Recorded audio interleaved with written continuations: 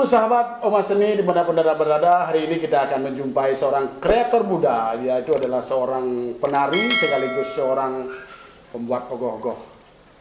Pokoknya ikuti terus bincang-bincang kami dari tim Oma Seni, keseruannya, dan beberapa hal yang akan terkait dengan ogoh-ogoh. Dan jangan lupa ikuti stasiun terus di channelnya YouTube Oma Seni. Jangan lupa like, comment, subscribe.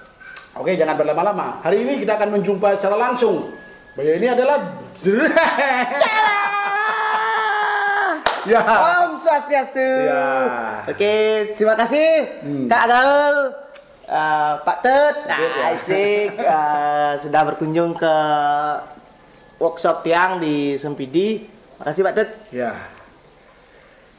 Perlu semeton Oma Seni biar tahu Chandra ini siapa. Jangan kan hubung orang dan Chandra, perlu juga perkenalkan kepada teman-teman di rumah biar tahu bahwa nama lengkap, alamat dan kegiatan hari ini. Ya, siap Pak Tet. Perkenalkan Titiang Chandra Pradita. Kalau sekarang sih banyak yang tahu dengan nama Bli Sigrut. Sigrut? Iya, Bli Sigrut. Udah lihat nih. Ini tuh Bli Chandra, jarang-jarang yang tahu Bli Tet. Jarang-jarang yang tahu sekarang Chandra tuh oh Bli Sigrut itu pasti seperti itu. Tiang tinggal di Sempidi di Kabupaten Badung. Tiang juga merupakan seorang penari, Pak Tet. Ya, ini seru nih, seorang penari. Ini salah satu mentor saya dari kecil. Dia juga ngelatih saya dari kecil sampai saya umur sekian. Akhirnya setelah perjalanan Tiang bisa berubah menjadi seorang kreator seni rupa, khususnya di bidang gogoh dan di bidang handicraft lah. Handicraft, ya. Ini teman-teman, ini sangat kreatif dan masa mudanya dia isi dengan kreativitas.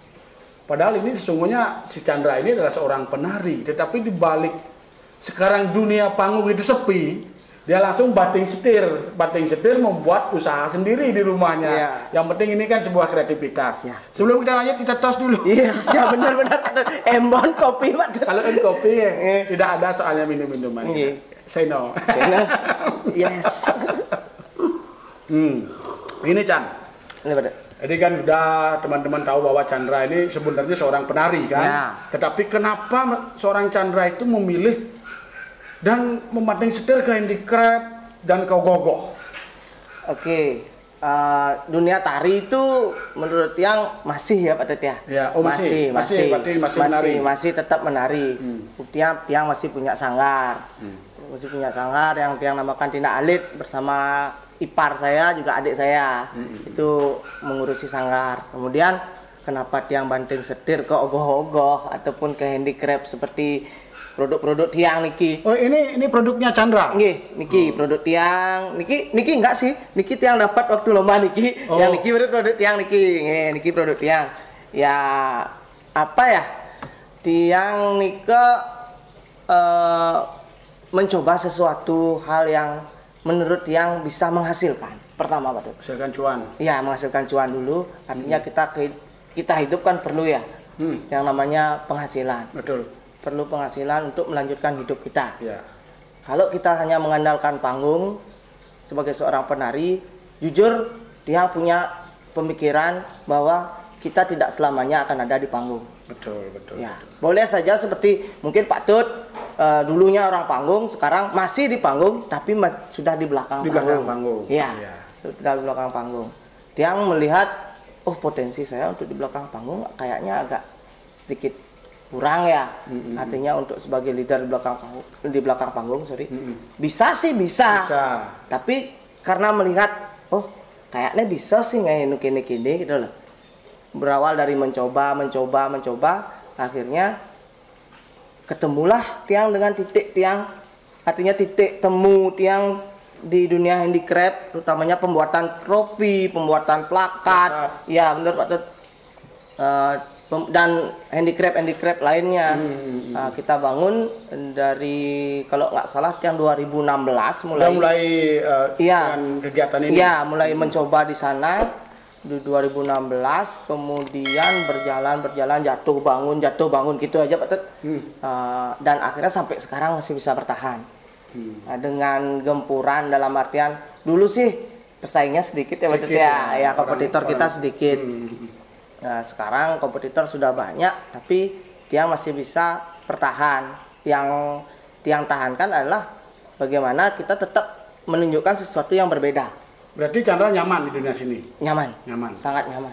Apakah nanti tidak ada rasa ketakutan ketika kamu nyaman di zona ini, dunia basic kamu akan hilang gitu? Misalnya kamu kan seorang penari, apakah tidak memiliki rasa takut nanti, oh saya dicap bukan penari nantinya? Bagaimana pandangan Chandra seperti itu? Misalnya ada di luar orang punya pikiran. Iya, punya pikiran bahwa dia sudah meninggalkan dunia tari, malah dia masuk ke dunia seni rupa.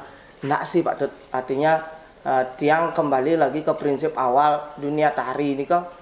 Dunia seni secara umum di Bali kan sebuah persembahan Pak Tut. Ya, ini kan yang Tiang ayah. Ya, tari yang Tiang ayah. Dan dunia seni rupa ini kita pakai untuk melanjutkan kehidupan. Contohnya Tiang sendiri bisa menghasilkan iki, ya bisa lah mencukupi kebutuhan keluarga Tiang, kebutuhan pegawai-pegawai Tiang juga bisa. Artinya Tiang juga memperdayakan teman-teman yang istilahnya masih muda, masih kreatif dan mereka tidak punya pekerjaan. Seperti sekarang Pak Tut. Ya, seperti sekarang Pak Tut. Dunia ini kan lagi diguncang pandemi gitu. Kita kalau pertama pandemi itu semua banyak yang PHK. Kemudian Tiang juga event ada. Nah, pernah tuh kejadian event nggak ada. Apa yang harus kita lakukan biar bisa aja nih tetap berkreativitas, biar nama si Growth Artwork nih tetap hidup gitu loh. Buatlah Tiang krep, artinya kerajinan yang di luar event, artinya di luar piala. Tiang buat kemarin namanya patung-patung yang bisa diperjualbelikan. Kemudian cetak, tapi ini cetakannya ada cetak, ada ukir, ada cetak, tergantung request sih Pak. Kita kembali ke pasaran. Berarti kan yang terpenting Chandra itu tidak pernah meninggalkan dunia seni. Tidak pernah. Karena ini semua ada kaitannya hubungannya dengan seni kan. Benar, Pak. Kita selalu berkreativitas dimanapun, itu adalah sebuah ungkapan perasaan. Betul. Misalnya yang di krep buat gini, ini kan memerlukan sebuah ide dan konsep yang matang. Kan? Benar. Nah, itu di dunia handicraft. Dan yang lebih menariknya lagi, kenapa Chandra gogoh-goh? Ini karena identik kalau di Bali itu dunia gogoh pasti orang yang membuat itu adalah pematung. Ya. Mungkin kepercayaan masyarakat, dia seorang seniman tari loh, kenapa dia bisa buat gogoh? Ini kan apa yang kamu buktikan kepada misalnya adalah tanggapan-tanggapan seperti itu. Pernah Pak Tut. Artinya saya tangkap itu pernah nih dulu nih pertama kali buat ogoh-ogoh sempat disepelekan Pak Tut. Ya. Terutama dulu pertama kan kalau kita berkaca lagi ke belakang, yang pertama dari kecil sih memang senang ogoh-ogoh dalam artian ngai pindah ogoh-ogoh. Maaf ya bahasa campur-campur gitu. Enggak apa-apa. Orang popo nggih. Jis. Tenun. Saya lama di Jawa juga Pak Tut. Tiang buat ogoh-ogoh dari tanah legit kan, tanah liat yang pertama. Boknya di padang-padang bidan. Ini cikal bakal yang pertama. Udah mulai menggemari ogoh-ogoh. Kemudian di Tiang umur berapa dia tamat SMA kalau nggak salah. Tamat SMA Tiang buat ogoh-ogoh besar. Buat ogoh-ogoh besar sama rekan-rekan pemuda. Tiang baru masuk pemuda Borena. Wah, coba ngai. Jadi arsiteknya. Nah, coba bisa sangai. Lah Tiang ogoh ya sederhana masih itu waktu nikah masih zamannya styrofoam kalau nggak salah. Ya masih zamannya styrofoam. Tapi waktu nikah Tiang buat tapelnya dari sambuk Pak. Udah mulai ke organik tapi masih nge-mix lah. Masih nge-mix kita. Kemudian dari perjalanan nikah pernah nih di tahun kalau nggak salah 2013 Tiang buat ogoh-ogoh yang istilahnya agak sedikit nyeleneh, dalam artian nyeleneh nikah dari segi bahan, dari segi tema, nikah benar-benar ke arah kritik sosial, artinya apa ya situasi yang di lapangan itu, arti situasi pemberitaan, situasi dunia saat itu, kondisi lingkungan kita saat itu, Nika yang dia angkat, artinya dia berusaha mencari jati diri, dia ogoh-ogoh tuh, ia nganggut satu sebuah ado, iya wajan, udah lumrah dan tebak artinya, iya bisa ditebak. Oh ada anoman, ada bojok putih, mesiat, oh Kumbakarna kerebut nih, kita misalnya Pak Dut, dan dia berusaha untuk membuat cerita tersendiri, cerita berdasarkan hayalan tiang sendiri, imajinasinya sendiri, tapi tetap dalam konteks ogoh-ogoh. Ya kalau menurut tiang ogoh-ogoh ini adalah sesuatu yang menggambarkan suatu keburukan, suatu yang istilahnya dalam tanda kutip aeng bo ada nama caling masuk ogoh-ogoh tuh. Nah, seandainya tidak ada unsur aengnya nih kok, berarti bukan ogoh-ogoh menurut tiang. Menurut tiang nih kok. Iya. Di 2013 kok tiang buat tong sampah. Tong sampah nih kok tiang kasih judul Kutang Ale. Kutang nih ke untungan buang. Ya, ale nih ke keburukan. Ya, dalam menyambut hari raya Nyepi, menyambut tahun baru, kita buanglah semua keburukan itu pada tempatnya. Dan visualisasinya bentuk tong sampah. Ini ke kritik sosial tiang tentang sampah plastik. Ya. Dan sekaligus kita memberikan pembelajaran kepada masyarakat membuanglah sampah pada tempatnya. Ya benar. Spanduk tiang waktu nikah buanglah sampah pada tempatnya. Estek Kutang Ale. Itu aja sih sebenarnya. Tiang pure nikah 100%, bahkan 1000% bahannya itu tidak ramah dengan lingkungan. Tidak ramah. Kenapa gitu? Karena tiang mengambil bahannya dari sampah-sampah plastik. Nih, sampah plastik kan tidak ramah dengan lingkungan. Tetapi di sana etika kami yang ramah lingkungan. Contoh, waktu nikah tiang bersama seketuruna tiang di sini di Banjar Senguan Sempidi. Betul. Di tiang sebelum membuat ogoh-ogoh nih kita bersih-bersih lingkungan dulu. Memungut semua sampah plastik yang ada di sungai. Kita bersihkan di areal Banjar kita kumpulkan, kita bersihkan lagi, dan itu kita bentuk menjadi sebuah ogoh-ogoh. Semua pure bahan dari pembentukan sampai finishing pun kita menggunakan bahan dari plastik. Ya, plastik yang sudah tidak bisa digunakan lagi. Itu tadi menarik saya dengar itu, bahwa ogoh-ogoh ini tidak ramah lingkungan. Ya, tetapi etika kami. Ya. Itu juga dari hasil ogoh-ogoh itu yang tidak ramah lingkungan tidak dibuang. Ya. Dan itu diolah lagi. Waktu nikah ogoh-ogoh tersebut langsung diambil oleh Dinas Lingkungan Hidup Kabupaten Badung. Ya, dipakai maskot. Ya. Tiang habiskan dana sekitar 1.800.000 waktu itu Pak Dut. Karena menggunakan sampah. Ya, karena menggunakan bahan-bahan yang udah nggak terpakai. Itu 1.800.000 itu paling konsumsi itu Pak Dut. Jangan beli cat, model gini asal itu. Waktu itu tiang dibayar 10 juta. Wah. Seketuruna tiang demen nih waktu nikah. Ya. Akhir yang mahal sebenarnya itu kan yang mahal edukasinya. Ya, edukasi. Idenya. Karena itu kan yang tangkap tadi itu adalah sebuah ide yang berlian. Karena selain kita menampilkan ogoh-ogoh untuk ngutang ale, di sini ada edukasi bagi masyarakat bagaimana pentingnya kita menjaga lingkungan ini. Ya. Dengan menggunakan ini loh tidak ramah lingkungan. Ya. Dan kita harus kumpulin dulu kan. Luar biasa. Mengubah sesuatu yang tak bernilai menjadi bernilai. Ya. Mantap. Berarti ketertarikan Chandra membuat ogoh-ogoh pada saat habis sampah itu ya? Ya, Pak. Artinya mulai menemukan jati diri lah pada dia ogoh-ogoh. Berarti saya bisa loh membuat ogoh-ogoh. Ya, diakui lah. Masyarakat mengakui ternyata Chandra bisa buat ogoh, dan percaya diri pun muncul. Ya, betul. Ketika karya kita diakui, itulah seorang seniman. Ketika karya yang diakui, muncullah rasa percaya dirinya itu untuk berkarya lagi. Dot ngaiwin gitu kan Pak. Ya, terus kenapa kok Chandra tidak melanjutkan ke ogoh-ogoh besar, sekarang kok beralih ke ogoh-ogoh mini sekarang? Apa karena mudah mengerjakannya atau karena bagaimana? Cikal bakal tiang kenapa terjun ke ogoh-ogoh mini dalam artian ogoh besar tetap jalan ogoh besar nih tiang waktu nih setelah tong sampah kita tetap membuat ogoh-ogoh besar. Dan di tahun 2017 nih kalau nggak salah, 17-18 itu Tiang mulai terjun ke Ogoh-Ogoh Mini. Pertama kali Tiang terjun ke Ogoh-Ogoh Mini, Nika Tiang iseng Pak Tut, iseng buat maket. Maket Nika dalam artian kita buat porsi kecilnya dulu.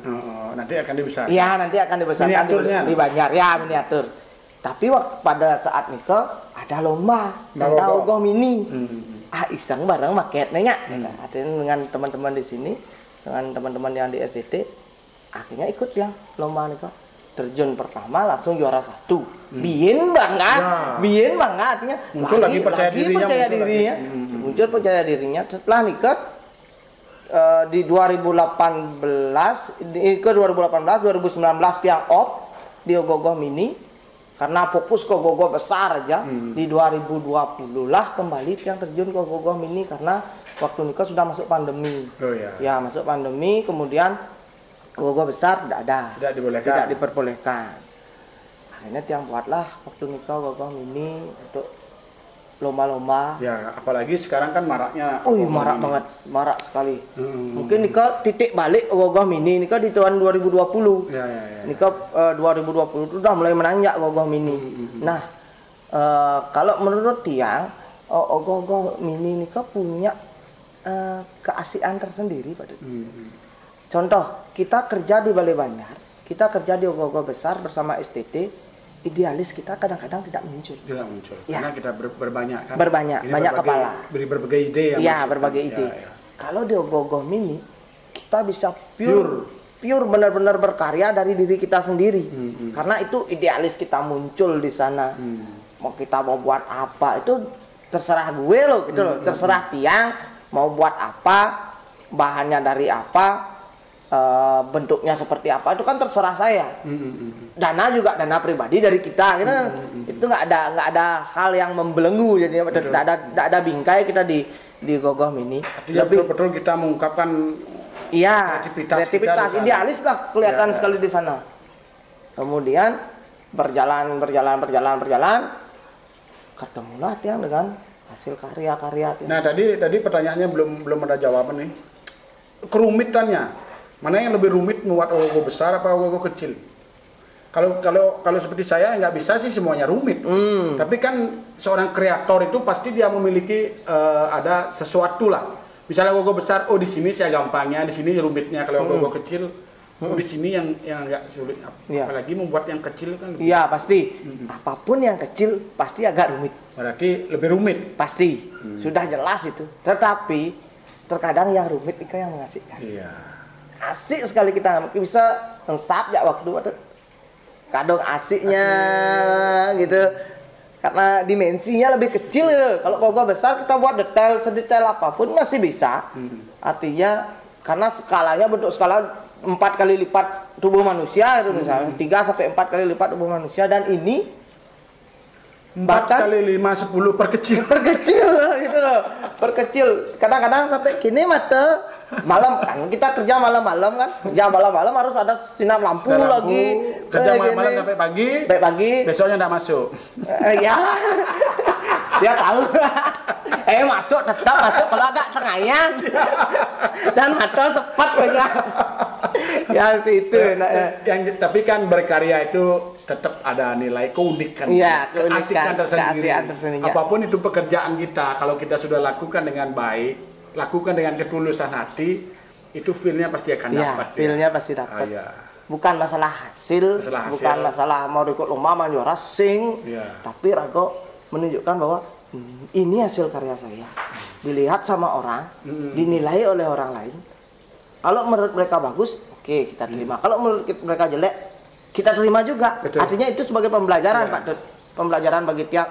Ternyata aja dini kuang, karena Tiang sendiri pun tidak bisa melihat punggung saya. Betul. Jelek yang harus tepuk Tiang. Orang lain yang bakal melihat. Dari sana, asalnya kuang kini deh.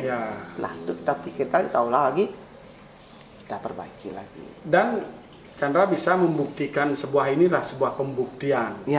Pembuktian bahwa kepada orang itu bahwa saya ini bisa dan mampu menghasilkan karya gitu. Pernah nih Pak Tut? Masalah Gogoh Mini nih Pak Tut ya, kita ngomongin Gogoh Mini yang pernah terinspirasi dari karya Pak Tut. Yang mana itu? Waktu itu fragmentari Pak Tut ini yang senawang asik pelatih fragmen Badung nih, tukang kreator fragmen Badung nih beliau dari 2006 ya, sampai 2000 berapa fragmen sing ada udah 2018 ke terakhir ya. Dia masih jadi penari 10 tahun jadi prajurit 10 tahun jadi prajurit gitu. Pernah dia ngangkat cerita fragmennya Pak Tut Semarawisaya. Iya betul, Semarawisaya ini yang punya karena cerita menceritakan dari lahir hidup dari bara sebelum lahir dari perkumpulan sperma ya kamu petak ya, itu idenya dari ceritanya udah pernah ditransformasikan ke dalam tubuh sudah dapat juara dapat dong taksune gede nyengai yang penting juara satu pernah juara satu pernah itu juga fragmen juga itu menghasilkan apa sesuatu yang berbeda benar ya. Padahal itu cerita sudah biasa. Tetapi kita kemas dengan bentuk yang berbeda. Nah, disitulah sekarang dibutuhkan seorang seniman itu sebenarnya. Ya. Bagaimana ketika kita membuat sesuatu yang biasa, kita mengemas menjadi luar biasa, dia akan memiliki daya tarik tersendiri. Ya benar Pak Tut. Justru seperti yang Pak Tut bilang tadi, di dunia tari, kenapa kamu memilih dunia ogoh-ogoh? Kenapa kamu memilih dunia seni rupa? Nggak takut dunia tari kamu tertinggalkan. Justru dia akan berjalan berbarengan Pak Tut. Justru yang tiang ogoh engke nak ngagam nu bener, engke nak ngagam nu bener kan ikut. Suatu kolaborasi yang engke sesaluk nane luwung, ragam biasa nggo pakaian kostum tari, jadi abo ke transformasi ogoh-ogoh kan itu lebih bagus jadi ya Pak Tut. Betul. Iya benar, itu sebuah apa namanya? Sebuah kolaborasi yang tiang melihat, kalau saya melihat ogoh-ogoh ini merupakan seni yang paling kompleks Pak Tut. Kompleks ya. Iya, di sana ada seni rupa sebagai leadershipnya, sebagai masternya. Kemudian ada tari dari geraknya, termasuk gerak nanti mungkin yang jelaskan nanti di gogoh tiang mengadopsi gerak-gerak tari di sini. Dari segi kostum lagi, kostum sesalu, pangus nih, kena pangus. Kadang-kadang kan ada agam gogoh tidak bagus karena mungkin bukan basicnya dari tari itu. Dapatkan. Kemudian sastra harus masuk, karena kita semua pasti berdasarkan literatur yang jelas. Ya yang jelas. Itu biar bisa kita mempertanggungjawabkan karya kita. Karena karya yang berbobot itu adalah berdasarkan bahasa sumber yang kuat. Ya betul. Itu yang terpenting. Ya, karena sekarang ini kan saya melihat maraknya ogoh-ogoh. Akhirnya muncullah kreator-kreator seniman ogoh-ogoh mini. Selalu berkembang.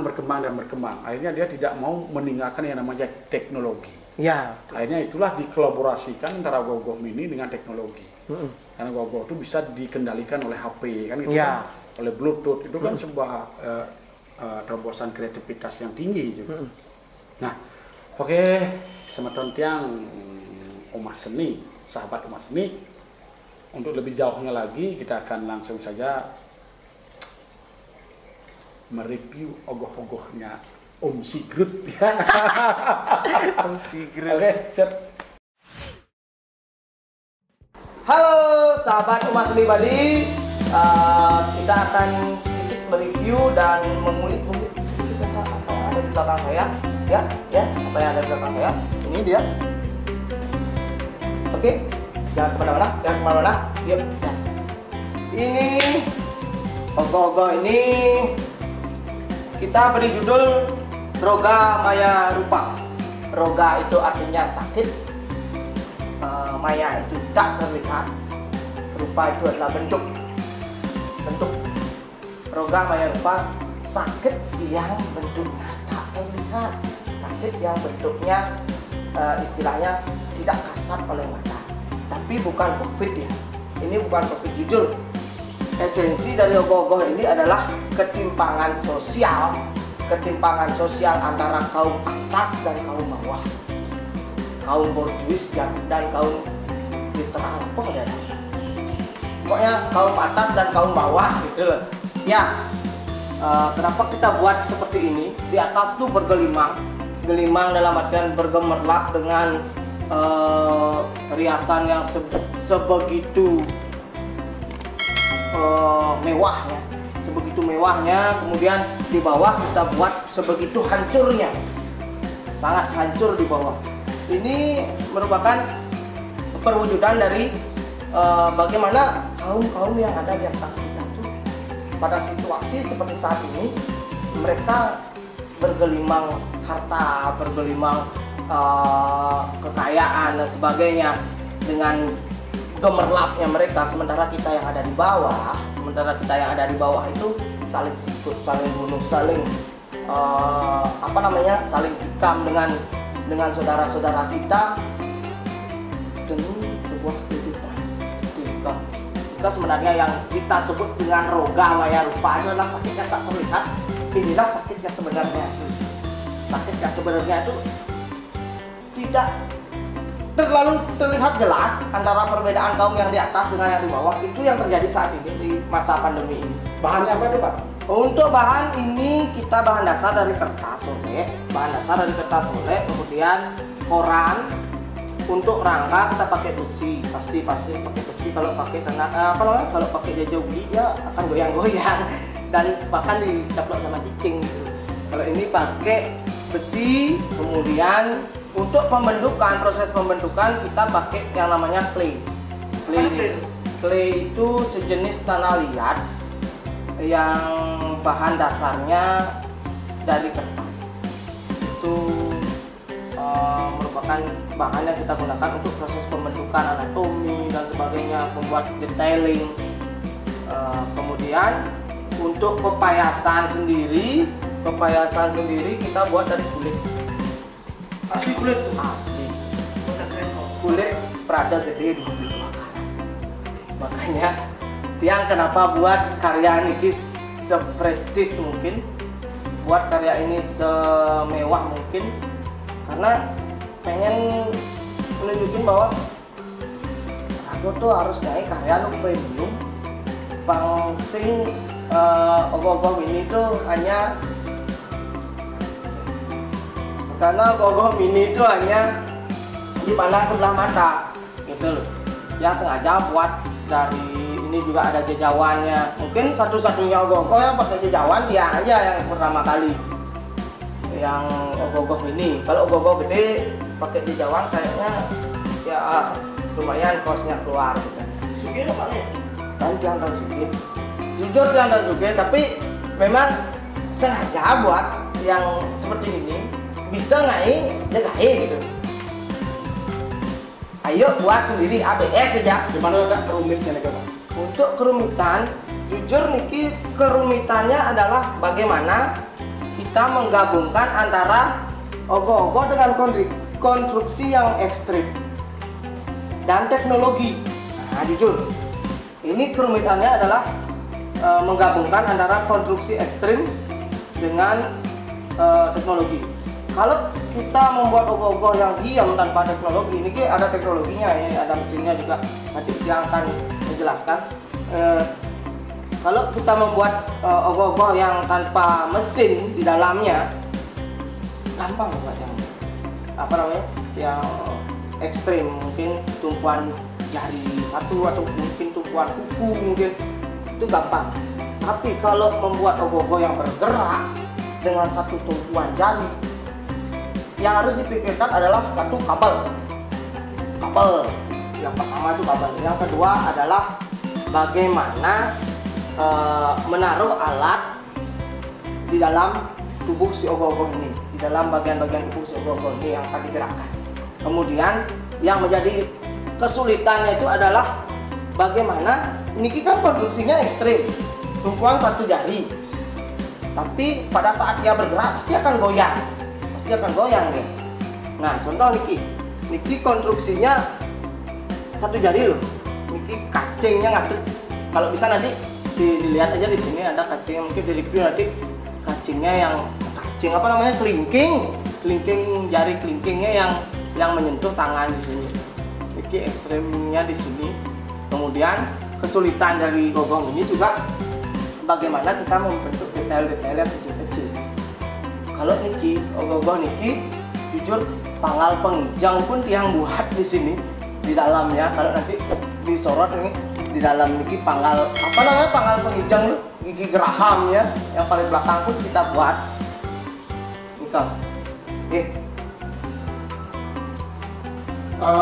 Gimana letak kendalanya terkait apa hubungannya dengan teknologi? Apakah semuanya bisa bergerak atau beberapa hal aja yang bisa bergerak di dalam ogoh-ogoh ini? Oke, ogoh-ogoh ini ada beberapa bagian tubuhnya yang bergerak. Yang pertama adalah kepala, yang kedua bagian manusia di bawah ini, dan cakra yang di belakang ini juga bergerak. Ini kalau kita pakai sistem Bluetooth switch dan sensor suara. Kita nggak boleh munafik ya dengan perubahan zaman. Kita harus mengikuti rule, artinya terus mengikuti arus globalisasi. Kita harus terus mengikuti perkembangan yang ada di dunia ini. Nggak boleh kita mentok di satu titik aja. Nggak boleh fanatik dengan apa namanya, hal-hal yang konvensional. Harus kita berusaha menggali dan menggabungkan biar apa namanya, sesuatu seni yang sudah mendarah daging, kreasi-kreasi dari seniman-seniman terdahulu yang sudah mendarah daging dikemas dengan bentuk sesuatu yang memiliki unsur kebaruan. Kalau Niki menggunakan sistem Bluetooth, kita coba aja langsung switch-nya, kita langsung controllingnya langsung dari HP ya. Langsung controlling dari HP. Controlling dari HP, kita koneksikan dulu. Ya, ini udah koneksi. Kita gerakkan dulu deh yang paling bawah. Manusia gerak ya. Nah, kita. Ini yang pakai mesin yang namanya swing AC. Yang pakai buka AC. Nah, oke, kan AC kan aja buka tutup itu AC. Kita pakai swing AC. Kemudian di belakang ini ada cakra, yang depan cakra. Nah, ini juga sama, kita pakai swing AC, tapi swing AC yang putarannya full. Kalau ini putarannya setengah. Kemudian yang lagi satu yang sebagai istilahnya kita bilang lah sebuah penemuan, titik yang pakai di kepala. Nanti kita pakai servo itu alat di mobil NC, mobil remote control di ban yang paling depan. Dan ini memerlukan sistem coding untuk membuat gerakan kepalanya agak sedikit acak.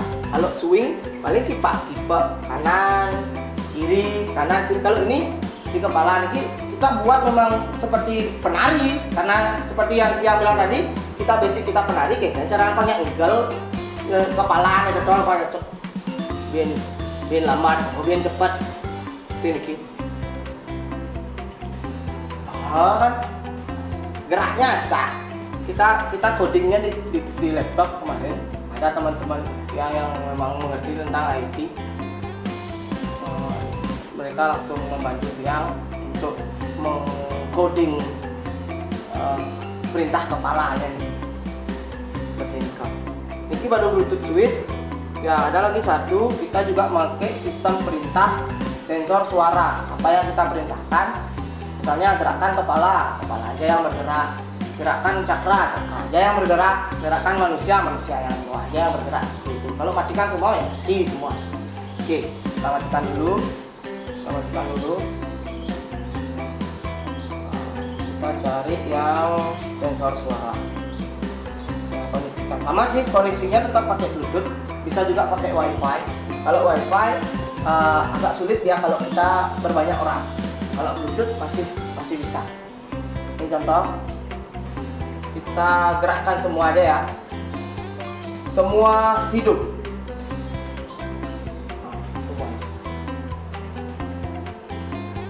Dari kepala, cakra yang di bawah juga semua hidup.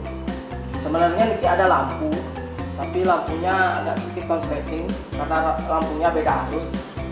Dia pakai arus DC, sementara yang di bawah ini pakai arus AC. kemarin ada konsleting waktu lomba ya, jadinya lampu-lampu yang kan nggak hidup. Kemudian kita suruh dia mati semua ya. Mungkin mati manusia, matikan manusia, manusianya mati, kepala masih hidup, cakra masih hidup di belakang. Matikan cakra, matikan cakra.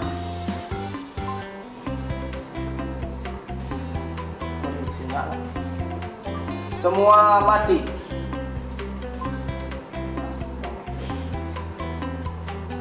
Nih, seperti itu review tentang ogoh-ogoh Roga Maya Rupa ini.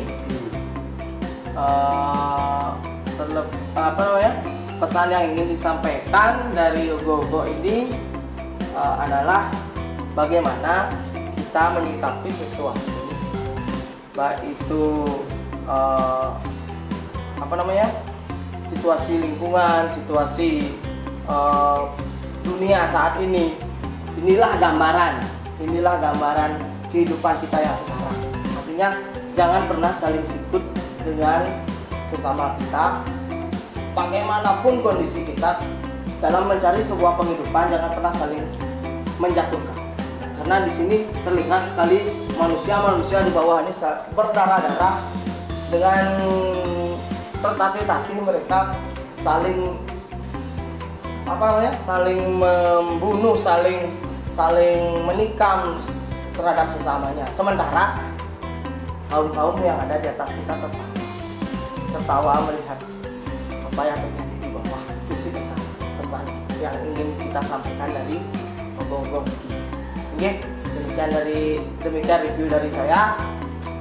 Terima kasih. Semua hidup. Ternyata ogoh-ogoh jadi perintah. Halo, semua hidup. Jadi kalau suara orang lain bisa. Coba Pak deh. Halo. Semua mati. Ini Pak tadi. Ditekan dulu baru ngomong. Semua hidup. Mana itu? Inilah teman-teman OS, inilah kreatifnya generasi kita, karena mampu mengkombinasikan antara teknologi dengan karya seni. Berarti itu akan memberikan lagi sebuah karya seni yang sangat luar biasa. Nah, apa yang ingin sampaikan pesan-pesannya senias-senias muda kita yang khususnya yang bergerak di bidang ogoh-ogoh ini?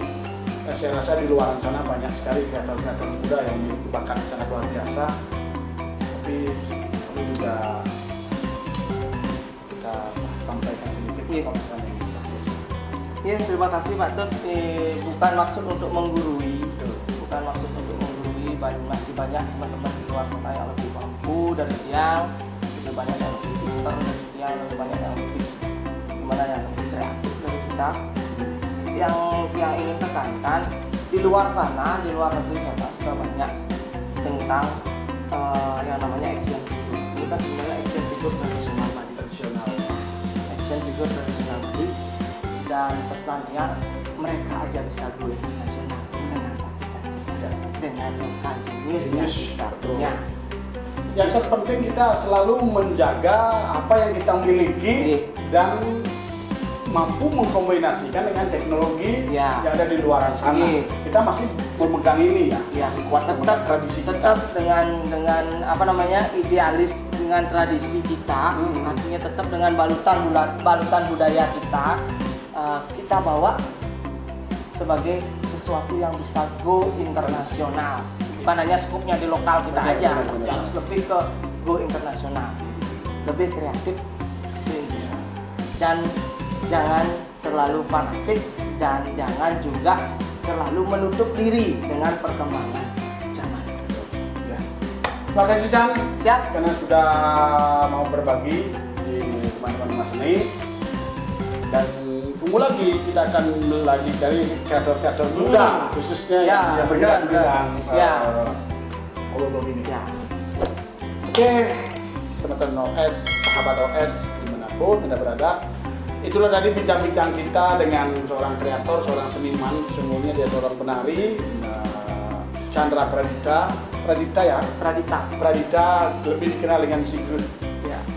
Dan banyak hal yang disampaikan bahwa marilah kita selalu berkreativitas, berkarya tanpa meninggalkan esensi daripada kearifan lokal yang kita miliki. Betul Pak. Jangan lupa, jangan kemana-mana, ingat like, komen, Dan subscribe.